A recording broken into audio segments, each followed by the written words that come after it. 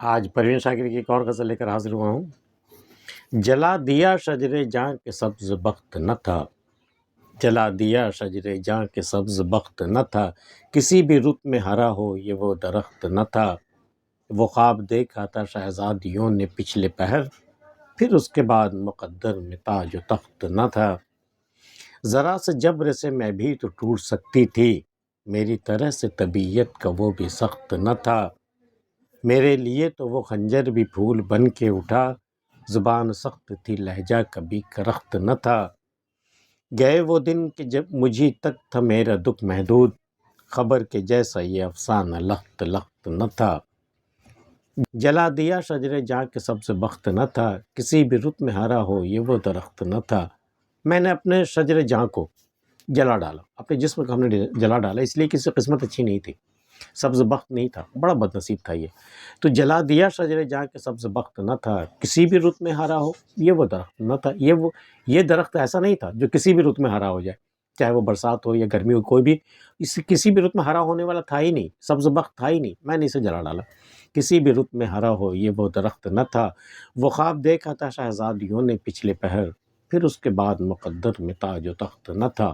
یہ یقیناً 1857 کے غدر کی بات ہے، جب مغل سلطنت کا زوال ہوا تو قلعہ پر انگریزوں کا قبضہ ہونے سے پہلے وہاں جتنے بھی جو بھی بادشاہ اور شہزادے اور شہزادیاں تھیں، تو ان لوگوں نے پچھلے پہر، کہتے ہیں پچھلے پہر کا خواب سچا ہوتا ہے، تو شہزادیوں نے پچھلے پہر خواب دیکھا تھا، جب یہ تخت و تاج، یہ محل کچھ بھی نہیں بچا ہمارے پاس، انہوں نے خواب دیکھا تھا۔ دیکھیے پچھلے پہر کا خواب کیسا سچ ہوا۔ وہ خواب دیکھا تھا شہزادیوں نے پچھلے پہر، پھر اس کے بعد مقدر میں تاج و تخت نہ تھا۔ اور جب وہ پھر وہاں سے نکالے گئے، پھر کیسے در بدر ہوئے، کیسے ٹوٹ کر کے بکھرے، کہاں گئے، کیا ہوا، کسی کو نہیں معلوم۔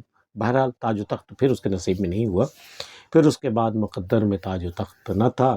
ذرا سے جبر سے میں بھی تو ٹوٹ سکتی تھی، میری طرح سے طبیعت کا وہ بھی سخت نہ تھا۔ وہ چاہتا تو جبر کر کے مجھے جھکا سکتا تھا، وہ چاہتا تو اپنی مرضی منوا سکتا تھا مجھ سے، میں بھی تو ٹوٹ سکتی تھی، میرے اندر بھی تو ایک ضبط کی ایک حد تھی، اس کے بعد میں ٹوٹ جاتی۔ ذرا سے جبر سے، وہ ذرا سے جبر مجھ پہ کرتا، ذرا سے جبر سے میں بھی تو ٹوٹ سکتی تھی، میری طرح سے طبیعت کا وہ بھی سخت نہ تھا۔ لیکن معاملہ یہ ہے کہ جیسے میں طبیعت کا سخت نہیں ہوں، وہ بھی طبیعت کا سخت نہیں تھا، اس لیے وہ جبر نہیں کر سکا اور اپنی بات نہیں منوا سکا۔ ذرا سے جبر سے میں بھی تو ٹوٹ سکتی تھی، میری طرح سے طبیعت کا وہ بھی سخت نہ تھا۔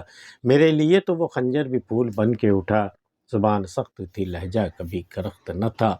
ایک شخص ملا مجھے، زبان اس کی بڑی سخت تھی، لوگ اسے کہتے تھے کہ اس کی زبان یہ خنجر ہے، یہ خنجر کی طرح چلتی ہے یہ۔ تو میرے لیے تو وہ خنجر بھی پھول بن کے اٹھا، لیکن میرے ساتھ معاملہ یہ ہوا کہ وہ سخت زبان بھی میرے ساتھ بڑی نرمی سے پیش آیا اور بڑے نرمی سے وہ باتیں کرتا تھا ہم سے۔